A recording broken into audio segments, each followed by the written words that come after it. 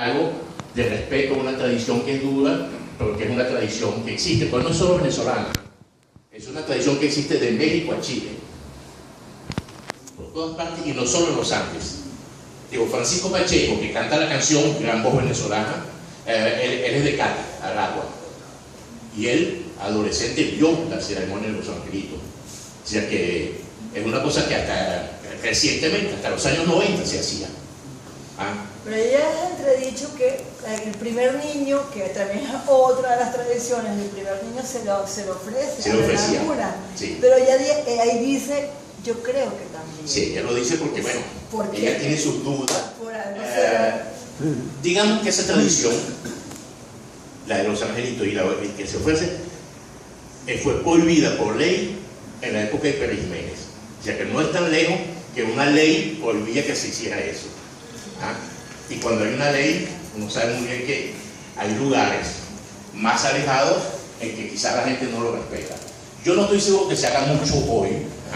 Ella lo dice diciendo, debe haber alguna parte, que las tradiciones son tan fuertes que quizás en alguna parte todavía alguien lo podría hacer. Pues es evidente que eso de conocimiento no se hace. Jacqueline Clara, que es una gran antropóloga, que era seguramente la persona que conoce mejor todas las tradiciones de esos pueblos, porque ella hace 50 años, cuando no había ni camino, que había que ir a pie, ella iba a ver esos pueblos, a hablar con la gente, a ver qué eran esas tradiciones. Y de hecho, ella consiguió en un lugar que se llama Pueblo Viejo, unas tumbas que es muy difícil llegar, porque la montaña es muy recta así, y como lo hacían los incas, hay urnas y hay momias, y ella sacó una de esas momias que está en el Museo de Mérida. Entonces ella exploró eso y yo no pude llegar ahí. ¿Cuánto tiempo estuvo la preproducción, la idea, después todo el tiempo de rodaje? Eso es largo, el cine es largo. No, el documental es más largo y un documental como este todavía es más largo. Puse 3 años. 3 años entre el momento que empezamos a trabajar, no digo la primera idea, pero el momento que empezamos a trabajar y hasta el momento en que la terminamos.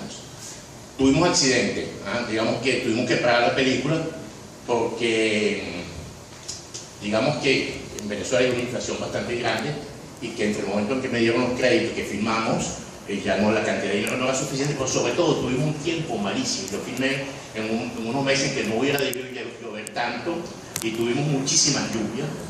Y si llueve en una ciudad, bueno, uno llega hacia otra cosa. Si yo no está en la montaña y que los caminos son de barro y son así, y que todo se resbala, y que las mulas no quieren caminar por ahí, que es peligroso, al cabo de un momento uno tiene que respetar eso y no pudimos terminar. Tuvimos que esperar 1 año y medio para volver a filmar. Entonces, en ese 1 año y medio nosotros seguimos trabajando, seguimos buscando tradiciones, hablando con gente, editando la película, y después que filmamos la segunda parte, ahí sí fue más rápido terminar la película. Pero digamos que grosso modo un documental como este, hay entre 9 meses y 1 año de preparación de encuesta. Es decir, leer los libros, hablar con la gente, leer artículos, porque claro, que todo esto no es mucho tiempo. Los angelitos y algunas cosas. La era del molino, el que había ido allá y había visto que ellos hacen el trigo con los caballos que pasan encima. Entonces todo eso es largo. Después la búsqueda de los lugares, lo que se llama la búsqueda de locaciones, eso tiene que ser un poco más rápido, pero vamos a 3 o 4 personas únicamente, ¿no? El rodaje es lo que más cuesta, de dinero, digo, entonces tiene que ser muy corto. Aquí hay 4 semanas el primer año y 2 semanas el segundo año. Yo había previsto 8 semanas, nunca pudimos conseguir el financiamiento para 8 semanas, pero no importa. Yo creo que lo digo ahora, no se dice antes, porque una película uno asume lo que ha hecho, no hay ninguna excusa. Si no es buena, no es porque uno lo filmó en menos tiempo, es porque uno no supo hacerlo. Entonces, no es una excusa, sino le estoy dando eso como un dato. Y después la edición, que seguramente lo que es lo más importante en un documental, bueno, todo es importante, porque si uno no filma bien, no puede editar. Pues la edición es ahí donde uno da la estructura de verdad. Es ahí que se escribe el verdadero guión del documental y es en más o menos 9 meses de trabajo. Postproducción, todo. La postproducción, es decir, edición de imagen y sonido. Yo trabajo mucho el sonido. Sí. Porque me parece que el sonido es tan importante como la imagen, salvo que uno no lo ve, claro, uno ve la imagen, el sonido no, pero es importante que la gente, que los espectadores tengan ese entorno del sonido. Digamos, yo hago mucho sonido solo. Por ejemplo, las mulas, yo hago sonido solo de la mula, caminando en la tierra, caminando las piedras, caminando la hierba, y después en la edición montamos todos esos sonidos. Y a veces tenemos, por ejemplo, hasta 60 bandas de sonidos diferentes para una imagen. Parece que se trabaja muchísimo. Entonces, claro, solo división de sonido hay como 3 meses de trabajo. Sí, sí. Y yo no voy a ver todo el tiempo. Yo me pasa que yo compro que estudio, porque una de las cosas que a mí me parece que uno de los avances más hermosos también que ha tenido el cine venezolano últimamente, a mí me encanta, yo lo veo todo, es lo que es el sonido. Hay que verlo.